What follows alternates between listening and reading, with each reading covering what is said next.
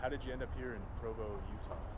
I grew up in the Church of Jesus Christ of Latter-day Saints in Sin City, Las Vegas. Came here after my mission for school and kind of looking for a wife. Lost my religion, but found my love and my friends and kind of true meaning along the way. Or just my friends and my family that I love and trust. I don't have faith in a higher power, but I have faith in those that I love and trust. And that's what keeps me going. So, yeah. Did you find the friends that you're talking about through that community that you left, or was it mixed, or did you maintain them? So I definitely have maintained friends from the community, from the religious community that I'm still very close with to this day, which has kind of been tricky sometimes, and kind of navigating that and not being sensitive of their belief system and where they're at, and then kind of along the way just being authentic and true to myself and being I guess, what's the word I'm looking for, unabashedly unashamed of who I am and what I value, and just kind of finding more, not by blood, but family along the way, along the journey, because at the end of the day, that's all we have, are each other.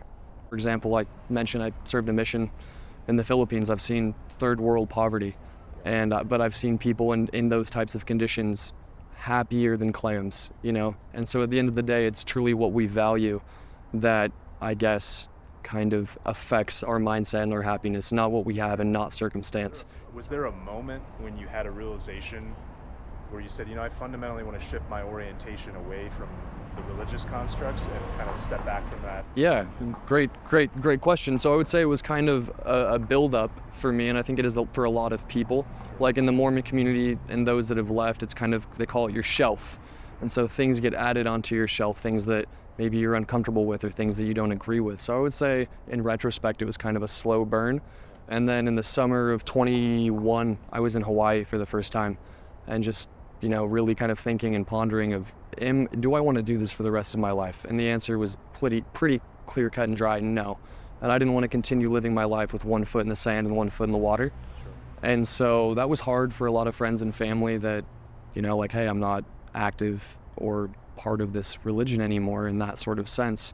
But along the way, I've kind of met some really, really cool people here in Provo that are going through, certain things, religious struggles with faith.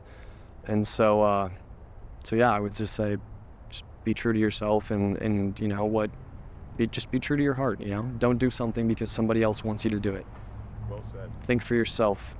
When you run into these situations of life that are uncertain or that just don't go according to plan, maybe it's a challenge, do you have a framework that you use to get through those situations? Yeah, absolutely. So I think just embedded in like our biology and our DNA are the struggles of our ancestors and everybody. So like, everybody else, it's in our blood, the hard times that they've gone through.